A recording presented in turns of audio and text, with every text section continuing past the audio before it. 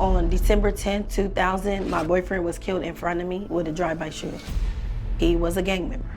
During the investigation of my boyfriend's murder, the police wanted me to say that this is the guy that shot and killed my boyfriend. Whoever this guy was, they wanted him bad. That's not the guy that killed my boyfriend. So I quit talking to them. My mom received a call from my principal of my school, and he told my mother, do not bring her back to the school, and explained to her that the gang members came in there with guns. I now know why I was pinned as a suspect. I was told that a friend of mine was throwing around my name to gang members at the crime scene. One of the witnesses said that the shooter had a tattoo on her thigh.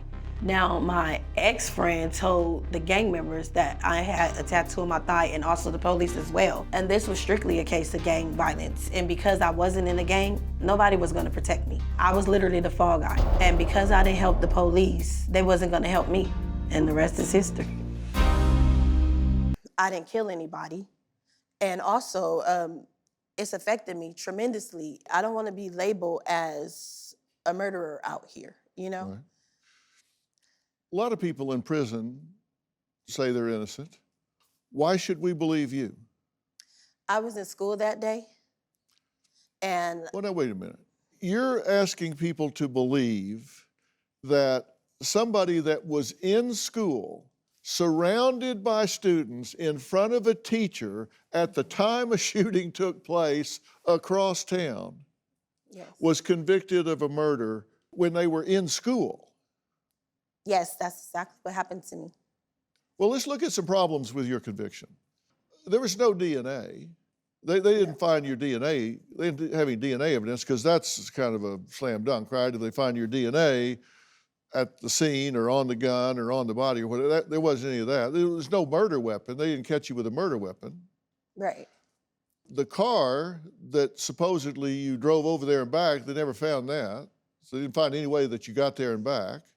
Fingerprints were not tested on the bullet casings, so they didn't test to see if your fingerprints were on the bullets that went in the gun. They didn't check for that. Right. Because they had checked for that, you say they'd have found it weren't your prints on there. Absolutely. Okay, now, you said you had an alibi that you were in school at the time of the shooting, and you had evidence to support that alibi. I had a sign-in sheet. When you go into school in the morning, you have to sign in. Right. Also, I have a live witness. Someone is sitting at a desk while you sign in. Right. Also, I have schoolwork that I did that day. And to make matters even worse, I have a teacher that takes head count every hour of the day. So you have a teacher that says you were there.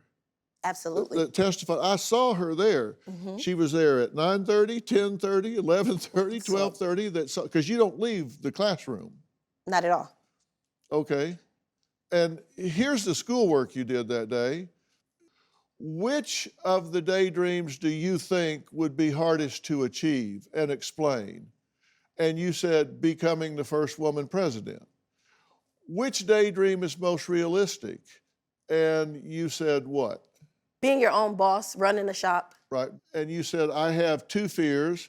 And the first one is the fear of me not getting my diploma to succeed in life. My second fear is dying. So, I mean, these were thoughtful, and it doesn't sound like somebody saying, I'm dreaming about being the first woman president.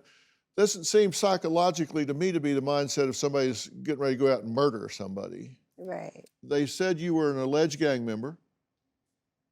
Were you in a gang? No. One of them claimed that the shooter had a lazy eye.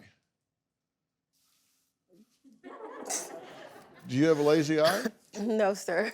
And they claimed that the shooter's hair was black, and on that day, your hair was... Purple. And in braids. Absolutely. Do you have a story or a question for me? Click the link in the description and tell me what in the world is going on.